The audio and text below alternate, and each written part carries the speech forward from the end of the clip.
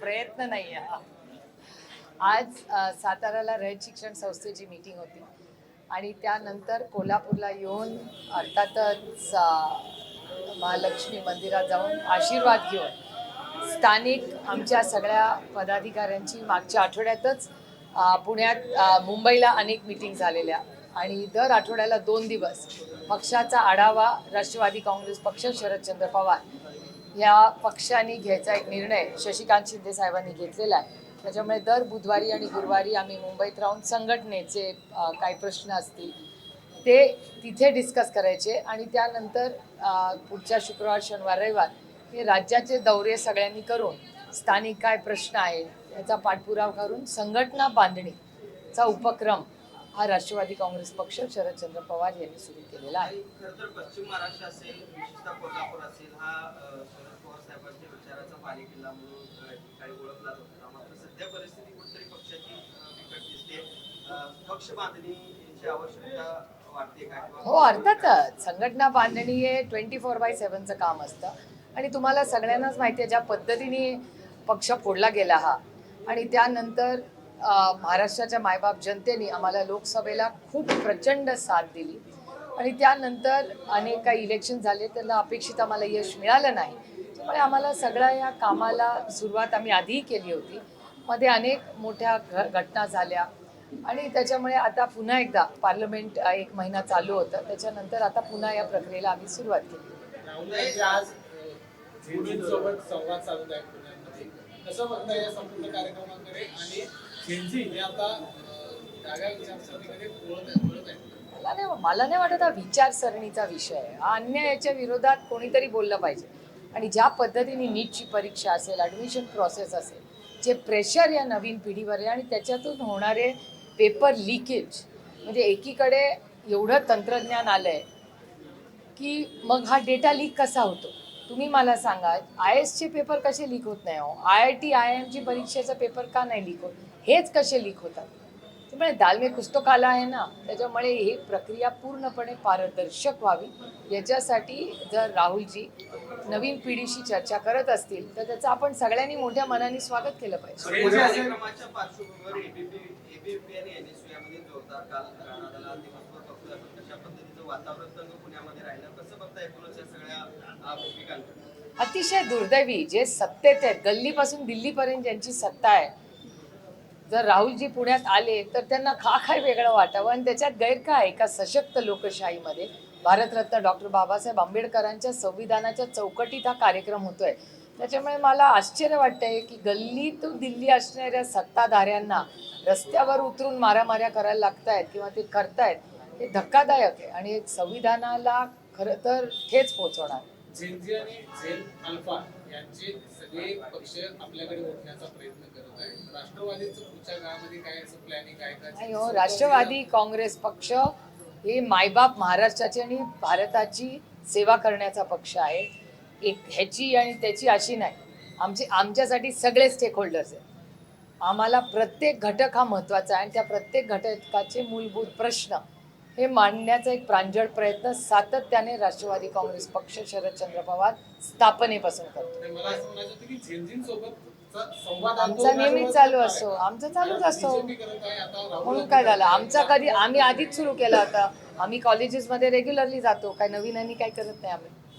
पक्षाच्या संदर्भात प्रश्नाला विचारतो की खरं तर पक्षाच्या पातळीवर वेगवेगळ्या चर्चा ज्या पद्धतीने गेल्या काही दिवसामध्ये आल्या, काँग्रेसमध्ये विलीन होणार, भाजपसोबत जाणार, त्याचा परिणाम खालच्या पातळीपर्यंत होतोय असं वाटत नाही का? कुठेतरी कार्यकर्त्यांचं, पदाधिकाऱ्यांचं मनोबल परिणाम होतो? कशाला मनोबलावर प्रॉब्लेम होईल?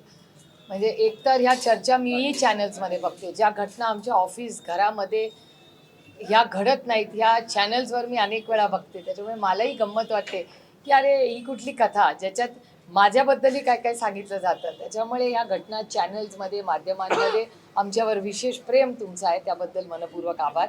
त्यामुळे सातत्याने ह्या गोष्टी येत असतात, त्या आपल्या आपण मजा म्हणून घ्यायच्या असतात आणि आपलं काम करायचं असतं.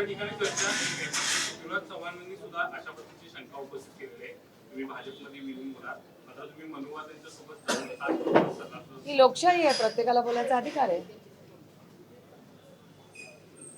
पण राज्यातल्या काँग्रेस सोबत राज्याच्या काँग्रेसचं नाही, राज्याच्या काँग्रेसचं मला खरंच माहिती नाही. देशाच्या काँग्रेसबद्दल मला माहिती आहे. देशाच्या काँग्रेसबरोबर मी रोज दिल्लीत भेटते. तुम्ही जर इंडियन नॅशनल काँग्रेसचं हँडल बघितलं आणि राहुल गांधीजींचं हँडल जर फॉलो केलं तर पार्लमेंटचे 30 दिवस, त्यातले 20 दिवस पार्लमेंट होतं, त्यातले 20 दिवस सकाळी 10 वाजताच्या मीटिंगमध्ये राहुलजी, खडगेजी, वेणुगोपालजी, मी स्वतः, संजय राऊतजी, आम्ही सगळे होतो त्याच्यामध्ये. प्रत्येक फोटोमध्ये मी आहे, तुम्ही बघू शकता. त्याच्यामुळे पॉलिसी लेवलला केंद्रामध्ये दिल्लीचा इंडियन नॅशनल काँग्रेस आणि महाराष्ट्रातली आणि दिल्लीतली या राष्ट्रवादी काँग्रेस शरदचंद्र पवार ह्याच्यात ट्युनिंगचा काही प्रॉब्लेम नाही आहे. आता त्यांच्या मतात काय आणि महाराष्ट्र काँग्रेसचा राष्ट्रवादी काँग्रेस पक्ष शरदचंद्र पवारवर काय राग आहे त्याचं उत्तर माझ्याकडे नाही. दिल्लीवाल्यांचं, कारण मी एक गोष्ट अतिशय विनम्रपणे काँग्रेसला सांगू इच्छिते की जेव्हा जेव्हा मतदान झालंय तेव्हा राष्ट्रवादी काँग्रेस पक्ष शरदचंद्र पवार हे 8 खासदार ताकदीने इंडिया अलायन्स बरोबर कालही होते, आजही आणि उद्याही राहतील. आता महाराष्ट्राची काँग्रेस आमच्यावर का नाराज आहे त्याचं उत्तर तुम्हाला महाराष्ट्राच्या काँग्रेसला किंवा आज राहुलजी पुण्यात आहेत त्यांना विचारावं लागेल. कारण का राहुलजींचं आणि आमचं हे रेग्युलर कॉन्टॅक्ट असतो. कारण का पॉलिसी लेवलला मग राऊतसाहेब असतील, उद्धवजी असतील, बंटीदादा असतील, विश्वजित कदम असतील, यशोमती ताई असतील, या सगळ्यांची आमचा नेहमीच संवाद होत असतो. आता जे कोणी नाराज आहेत त्यांना त्यांच्या लिडरशिपला विचारायला लागेल. त्याचं उत्तर माझ्याकडे नाही. ज्या काँग्रेसवाल्यांची मी रोज कॉन्टॅक्टमध्ये असते त्यांच्याबद्दल मी सांगू शकतो. राहुल गांधींना काल 7 तास या नीतीमध्ये मांडावा लागला. त्यानंतर त्या पॅलेट गन प्रकरणामध्ये गुन्हा दाखल करण्याची प्रक्रिया सुरू केली. देशाच्या विरोधी पक्षनेत्याची परिस्थिती एका बाजूला आहे, दुसरीकडं काल रात्री जो काही पुण्यामध्ये प्रकार घडला तो त्या सगळ्या दिल्लीमध्ये घडलेल्या घटनांचा परिणाम म्हणायचा किंवा भीती म्हणायची.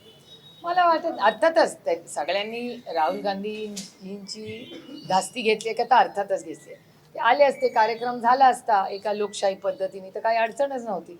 पण दुर्दैवाने पुण्याचं, म्हणजे हे मी खूप जड अंतःकरणातून म्हणते की मी स्वतः पुण्याचीही लोकप्रतिनिधी आहे आणि काम करत असताना पुण्याचा आपल्या सगळ्यांनाच म्हणजे एक वेगळी ओळख आहे. शिक्षणाचं माहेरघर म्हणून पुण्याकडे बघितलं जातं. त्या पुण्यामध्ये अमितभाई शाह ज्या डिपार्टमेंटचे मंत्री आहेत, होम मिनिस्ट्री, त्या होम मिनिस्ट्रीमध्ये त्या गृह मंत्रालयाचा रिपोर्ट सांगतो की देशात पुणे क्राईमला 5 नंबरला आहे. मी म्हणत नाही हा, अमितभाई शाहच्या होम मिनिस्ट्रीचा रिपोर्ट आहे. देशात 5 नंबर गुन्हेगारीमध्ये पुणे आहे आणि राज्यामध्ये 1 नंबरला पुणे. हे खूप जड अंतःकरणाने मी म्हणते, कारण का मी त्या भागाची लोकप्रतिनिधी म्हणून काम करते. तिथे देशातून मुलं शिकायला येतात. लोकांना असं वाटतं आपलं फ्युचर करायचं असेल, फास्टेस्ट ग्रोईंग सिटी म्हणून पुणे शहराकडे बघितलं जातं. आणि काय परिस्थिती आहे तिथली लॉ अँड ऑर्डरची. कोयता गँग पुणे शहरात, महिलांच्या सातत्याने महिलांवर होणाऱ्या अन्याय तिकडे, बलात्कार तिकडे, स्त्री भ्रूण हत्या तिकडे, या सगळ्या गोष्टी पुण्यातच कशा घडतायत. काय चाललंय लॉ अँड ऑर्डरचं पुण्यामध्ये. काय पेपर लीकचे आरोपी सुद्धा पुण्यातच सापडले. टीईटी सुद्धा महाराष्ट्रात पेपर लीक झाला. पेपर लीक करणाऱ्यांना महाराष्ट्र सेफ वाटतंय का? नाही, हे दुर्दैव आहे की पुण्याची बदनामी होते. अहो, ज्या पुण्याचा सार्थ अभिमान, आपण मराठी माणसांना महाराष्ट्रातल्या प्रत्येक मातीशी आपलं नातं आहे, प्रत्येक गावाची, प्रत्येक व्यक्तीचं आपलं विश्वासाचं प्रेमाचं नातं आहे. त्या महाराष्ट्राची बदनामी, मग खड्डे असतील नाहीतर क्राईम असेल, ह्याच्यामुळे तो होतच आहे. नाही, दुर्दैव आहे आपलं. पण मग ही आकडेवारी मुख्यमंत्री असलेले गृहमंत्री मान्य करायला तयार नाहीत म्हणायचं का? कारण चाकण MIDCच्या संदर्भामध्ये जो काही प्रकार, जी काही आकडेवारी समोर आणण्याचा प्रयत्न पवार साहेबांनी केला का? ती आकडेवारी आमची नाही आहे. आदरणीय पवार साहेबांनी जे ट्विट केलं ती आकडेवारी भारत सरकारची आहे. भारत सरकारला जे उत्तर महाराष्ट्र सरकारने ती माहिती दिल्लीला पाठवायची, दिल्लीच्या डिपार्टमेंटनी ती आम्हाला पार्लमेंटमध्ये दिली. जी आकडेवारी शरद पवार साहेबांनी मांडली किंवा मी जी मांडली, ही सगळी आमचा डेटा कुठून येतो? हा पार्लमेंटमधून येतो. संसदेत जो डेटा आम्हाला मिळतो तो खरंच असला पाहिजे ना, तो आम्ही तुमच्या समोर मांडतो किंवा ट्विट करतो. नाही, स्पष्टीकरण आलं तरी आपण सगळे, मी तर माननीय मुख्यमंत्र्यांना हात जोडून विनंती केली होती की काही विषयांमध्ये आपण राजकारण बाजूला ठेवूया आणि राज्याच्या हितासाठी लावूया. अहो, कर्नाटका, तेलंगणा, आंध्रा, मध्य प्रदेश या सगळे किती राज्य मी तुम्हाला सांगू ज्याच्यात इन्व्हेस्टमेंटचे जे नंबर्स आहेत, कर्नाटकामध्ये तुम्ही बघा, तेलंगणामध्ये बघा, म्हणजे तुम्हाला आश्चर्य वाटेल इतक्या वेगाने तिथे इन्व्हेस्टमेंट्स होत आहेत. रेड कार्पेट ट्रीटमेंट असते तिथे इन्व्हेस्टर्सला. मग महाराष्ट्रात का तसं होत नाही आहे? चाकणच्या MIDCचा विषय अमोलदादा कोल्हेंनी पार प्रधानमंत्र्यांकडे नेला. जेव्हा आमची प्रधानमंत्री साहेबांबरोबर मीटिंग झाली, अमोलदादा कोल्हेंनी तर हा तिथे मांडला, कारण का आम्ही मांडायचा कुठे? आम्ही न्याय कुणाला मागायचा? मग जर प्रशासनाला नाही न्याय मागायचा तर कुणाला? आणि जर महाराष्ट्रात आम्हाला न्याय मिळत नाही तर दुसरा मार्ग काय होता? हाऊस चालत नव्हतं, पार्लमेंट चालू नव्हतं, त्याच्यामुळे प्रधानमंत्र्यांकडे जाण्याशिवाय आम्हाला दुसरा काही मार्गच नव्हता. पुण्याबद्दल तुम्ही एवढी चिंता व्यक्त केलेली आहे, तर त्याच पुण्यावर मुख्यमंत्र्यांचं विशेष प्रेम आहे. गेल्या 4-5 वर्षामध्ये एवढे प्रोजेक्ट आणलेत, अशा पद्धतीनं मांडणी सुरू आहे. मग हे कसं तुम्ही बॅलन्स? अहो कशाला? त्यांचे मित्रपक्ष राष्ट्रवादी काँग्रेस पक्ष, अजित पवार गट, काल तुमच्या चॅनलवर त्या गटाने आंदोलन केलं पुणा म्युन्सिपल कॉर्पोरेशनमध्ये. आता मित्र पक्षांचे हे हाल आहेत तर आमचं काय? आम्ही तर विरोधक आहोत. तुम्ही विचार करा, राष्ट्रवादी काँग्रेस पक्ष, अजित पवार गट यांनी काल पुणा म्युन्सिपल कॉर्पोरेशनमध्ये ठिय्या आंदोलन केलं, त्यांना निधी नाही मिळत. आता काय बोलायचं तुम्ही मला सांगा? कसं चाललंय राज्य? कुठे नेऊन ठेवलाय महाराष्ट्र माझा म्हणायची वेळ आली. नाही, खरं तर पक्षाच्या एका विशिष्ट पदावर जेव्हा कार्यकर्ते नेते असतात त्यावेळी ते ऍक्टिव्ह असतात, मात्र एकदा पाय उतार झाला किंवा ते बाजूला गेले तर ते कुठंच दिसत नाही. सेम परिस्थिती जयंत पाटलांची आहे. कुठं आहे जयंत पाटील? काय अरे बापरे, तुम्ही चॅनल मध्ये आहात का नाही? नाही, सांगा ना काय अहो होतं कालचं आंदोलन पाहिलं नाही का? जयंत पाटील फक्त सांगलीपुरतं, विशानपुरतं मर्यादित आहे की पक्षीय पातळीवर तुमच्या पक्षाचं नेतृत्व अद्यापही करताय? कुठं आहे जयंतराव पाटील काल तुमच्या सगळ्या चॅनल्सवर मी त्यांना पाहिलं, ते लीड करत होते. सगळ्यात मोठं आंदोलन आज शक्तीपीठाच्या विरोधात चाललंय, हे आज महाराष्ट्रातलं सगळ्यात मोठं आंदोलन आहे. आणि आज सगळ्यात पुढे लीड कोण घेत आहे?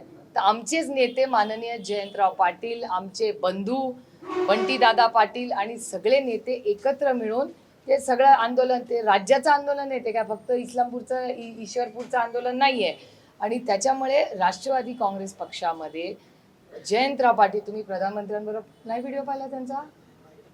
मग आता प्रधानमंत्र्या का पवार साहेबांच्या शेजारी फोटो नाही पाहिला?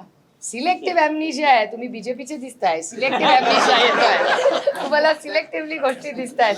प्रधानमंत्र्याबरोबर जयंत पाटील, शरद पवारांबरोबर जयंत पाटील, बंटी पाटलांबरोबर जयंत पाटील, काँग्रेसच्या नेतृत्वाबरोबर जयंत पाटील, उद्धवजींबरोबर जयंत पाटील. जयंत पाटील साहेब मोठे, सगळ्या मोठ्या नेत्यांबरोबर जयंतराव असतात. विचारण्याचं कारण असं आहे की सध्या राजकीय वर्तुळामध्ये किंवा ग्रासरूटला अशी चर्चा आहे की राष्ट्रवादीचं नेतृत्व जयंत पाटील सध्या करतायत, ते बीजेपीला काही खासदार घेऊन जाणार, असं काही आहे का? यासाठी हा प्रश्न. एवढा मोठा जोक मी खरंच पहिल्यांदाच ऐकलाय. थँक्यू. मी दिवसभर थकले होते, तुम्ही मला चांगला जोक केल्याबद्दल आहे, मला ऊर्जा आली. जयंतराव पाटील हे आदरणीय पवार साहेबांना कधीही सोडून जाणार नाही, हे रेकॉर्ड करून घ्या. तुम्ही म्हटलं की महाराष्ट्राच्या डेव्हलपमेंटसाठी राजकारण विधेयक एकत्र यावं असं मुख्यमंत्र्यांना आवाहन केलंय. हो, ड्रग्सच्या विरोधात केवढं मोठं ड्रग रॅकेट चाललंय. तुम्हीच बघा ना, तुमच्या प्रश्नातच माझं उत्तर आहे. मी ड्रग्सच्या बद्दल, प्रचंड ड्रग्स महाराष्ट्रात वाढलेत, मी किती वेळा आवाहन केलंय की आमची सहकार्याची तयारी. मला सांगा, पहलगामवर अटॅक झाला तेव्हा पहिला पक्ष होता आणि पहिले नेते या देशातले होते ज्यांचं नाव शरद पवार, जे म्हणाले की हा देशावर हल्ला, ह्याच्यात कुठलंही राजकारण होणार नाही, आम्ही ताकदीने सरकार बरोबर आहेत. काँग्रेस पक्षाचाही मनाचा पोटेपणा की काँग्रेस पक्षानेही तीच लाईन घेतली. आम्ही उतरलो ना तेव्हा ऑपरेशन सिंदूरमध्ये, कारण का देशाचा प्रश्न होता. ड्रग्सच्या मध्ये किती ड्रग्स वाढलेत. अहो, आमच्या बारामती ड्रग्सचे केसेस यायला लागले, जे कधीच नव्हतं आमच्याकडे, हे आता आमच्याकडे आले. ह्या सगळ्या घाणेरड्या सवयी कुठून येत आहे? ते कसं काय ड्रग्स आहे? ड्रग्सच्या विरोधात लढलं पाहिजे. नाही, बारामतीचा तुम्ही उल्लेख केला. बारामतीकरांचं एक पत्र पवार कुटुंबियांसाठीचं 2 दिवसापूर्वी चर्चेत आलेलं होतं. आवाहन केलेलं आहे बारामतीकरांनी पवार कुटुंबाला पक्ष. हो, साहजिक आहे, साहजिक आहे ना. बारामतीकरांनी आम्हाला, म्हणजे आदरणीय पवारसाहेब पहिल्यांदा त्या मतदारसंघातून निवडून आले, ज्याला 60 दशकं तुमच्या सगळ्यांच्या, 6 दशकं झाली तुमच्या सगळ्यांच्या आशीर्वादाने. आणि अर्थातच बारामतीमध्ये ज्या पद्धतीने लॉ अँड ऑर्डरचा इश्यू आहे, लॉ अँड ऑर्डरचा इश्यू इंदापूरमध्ये, दौंडमध्ये, बारामतीमध्ये, पुणे शहरात आहे, अर्थातच काळजी वाटते ना. मग सत्ताधारी करतायत तरी काय? कोकवाडमधील एका काल सांगलीत सत्ताधारी पक्षाच्याच आमदाराने मोर्चा काढला. त्या मोर्चामध्ये सत्ताधारी पक्षाच्या एका आमदाराचं म्हणणं असं आहे की जर हिंदूंवर अन्याय झाला तर पोलिसांची वाट न बघता त्यांना तिथेच कापा, पुढचं काय होईल ते आम्ही बघून घेतो. अशा पद्धतीची भाषा एखाद्या आमदाराकडून अपेक्षित आहे. माझी हात जोडून देवेंद्रजींना विनंती आहे की अशा आमदारांना आवरा. लॉ अँड ऑर्डरचा इश्यू होईल, त्याच्यात सर्वसामान्य माणूस भरडला जाईल.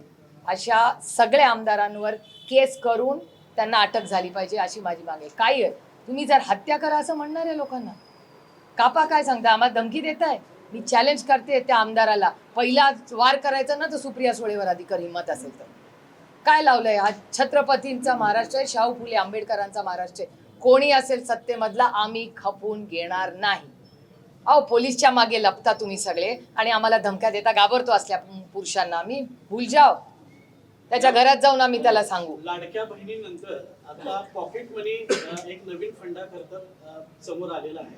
कसं बघतात तरुणींना जेनझीला पॉकेट मनी देणार आहे? पॉकेट मनी कशासाठी? त्याच्याऐवजी आमच्या शाळा सुधारा, आमच्या रस्त्यांचे खड्डे बंद करा, आमच्या मुलांना नोकऱ्या द्या. हे सगळे कर्तृत्वाने आहेत, मेरिटवर सगळं मागतायत आणि ते अकाउंटेबिलिटी मागतायत. त्यांना या सरकारला वाटतं की सगळेच बिकाऊ आहेत. सगळे बिकाऊ नाही आहेत. माझी हात जोडून विनंती आहे सरकारला की शाळा सुधारा, कॉलेजेस स्वस्त करा. या क्लासेसमध्ये जे एक्सप्लॉयटेशन चाललंय ना, या सगळ्या क्लासेसमध्ये तिथे एक रेग्युलेटर लावा. ह्या सगळ्या गोष्टी सरकारने केल्या पाहिजे. शिवसेना आणि त्याची सुप्रीम कोर्टामध्ये अंतिम टप्प्यात आहे सुनावणी, या संदर्भात काय सांगाल?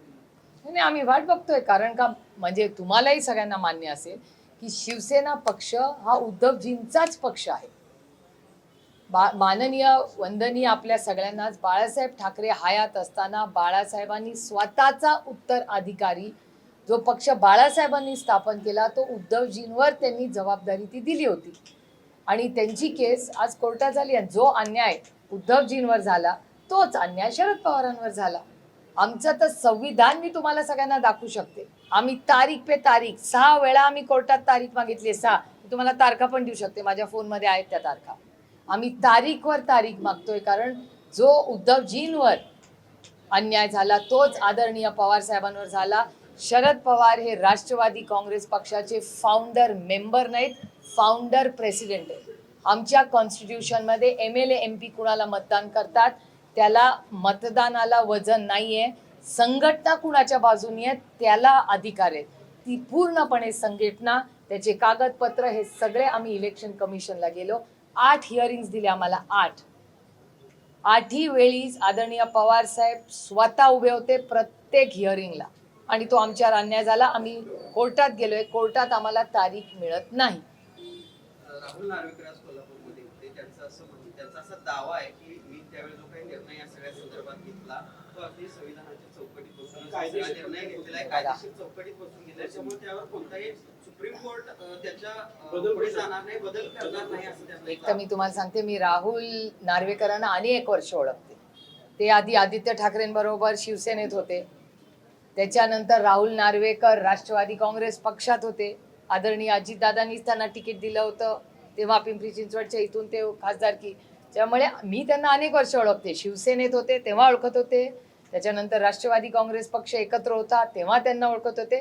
त्याच्यानंतर तिसरा पक्ष त्यांचा म्हणजे भारतीय जनता पक्ष, हा त्यांचा तिसरा पक्ष आहे आणि आज ते स्पीकरच्या पदावर आहेत. त्याच्यामुळे त्या पदाचा मान करायला लागतो. पण मला जेव्हा तुम्ही राहुल नार्वेकर म्हणता तेव्हा मला पहिले आदित्य ठाकरे आठवतात, मग अजित पवार आठवतात आणि मग आता देवेंद्रजी आठवतात. त्यामुळे या थोडंसं कन्फ्युजन होतं माझं थोडंसं अशा वेळेस. पण अनेक पक्षाचा त्यांना खूप मोठा अनुभव आहे, कारण का अनेक पक्षांमध्ये काम केलंय त्यांनी ना. कमी कालावधीमध्ये अनेक पक्षात काम करायचं एक वेगळं मॉडेल आहे त्यांचं आणि ह्या मॉडेलमध्ये आज त्यांनी जो निर्णय घेतलाय तो कुणालाही विचारा, बच्चे को पूछो, इस बच्चे को भी पूछो की राष्ट्रवादी काँग्रेस पक्ष आणि ह्या बच्चाला विचारा आणि संविधान मी तुम्हाला दाखवतो, तुम्ही वाचून सांगा की ज्या व्यक्तीने, जो व्यक्ती फाउंडर मेंबर आहे त्या पक्षाचा, फाउंडर प्रेसिडेंट आहे, त्या संविधानात सगळे अधिकार हे शरद पवारांना असताना ज्या चुकीचं असंवैधानिक त्या पदावरनं त्यांना काढण्यात आलं हे चुकीचं आहे. आणि माझी लढाई ही कुणासाठीच नाही, माझी लढाई की ह्या पक्ष उद्धवजींना आणि हा पक्ष शरद पवारांना एवढ्यासाठीच मिळाला पाहिजे. नंतर त्यांनी दोघांनी त्याचा काय करायचा त्यांचा अंतर्गत आणि त्यांच्या टीमचा अंतर्गत प्रश्न. पण एकदा अशी पद्धत झाली, उद्या सत्ता बदलली, तू दुसऱ्या कुणावर हा लावू शकतो. आज आपण इथे तुमचं चॅनल आहे, उद्या मी तुमच्या चॅनलवर येऊन क्लेम करू शकते, क्लेम माझं आहे, असं होत नाही ना. कधीतरी नियम कायद्याने चाललं पाहिजे ना. अहो काही लढाया तत्वाच्या असतात, सगळ्या काही सत्तेच्या आणि पदाच्या नसतात. पण ज्यांनी इतके पक्ष फिरले त्यांना काय माहिती. क्या करेंगे? कल रात को राहुल गांधी जी का एक प्रोग्राम था, उससे पहले छात्रों के सामने झगड़ा हुआ। ये इंटेलिजेंस फेलियर है महाराष्ट्र सरकार का. और जो सत्ता में वो क्यों लड़ाई कर रहे? लॉ एंड ऑर्डर की जिम्मेदारी तो उनकी है ना. तो लड़ाई क्यों कर रहे हैं? शांति से करो, चर्चा करो. चर्चे के लिए कोई भी तैयार है.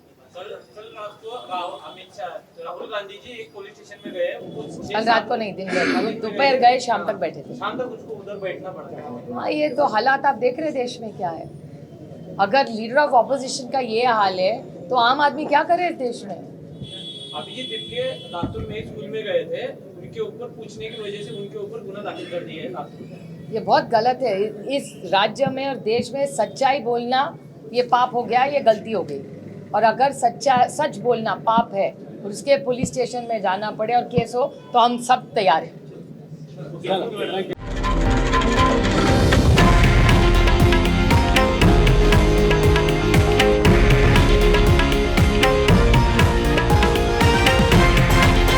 हे आहे देशातील नंबर 1 न्यूज नेटवर्क आणि आपण पाहत आहात TV9 मराठी, एकमेव.